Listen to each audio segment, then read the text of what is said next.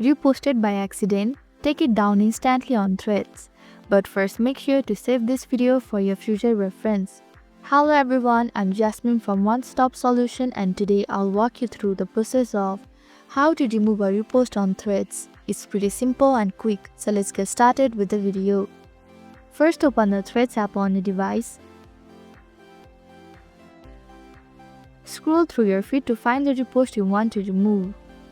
Tap on the three-dot menu in the top right corner of the reposted post.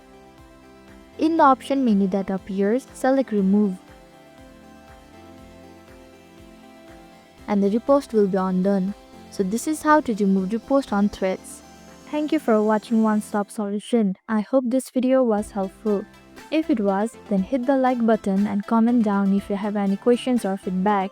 Also, if you are new to our channel, please subscribe and hit the bell icon so that you don't miss our upcoming videos.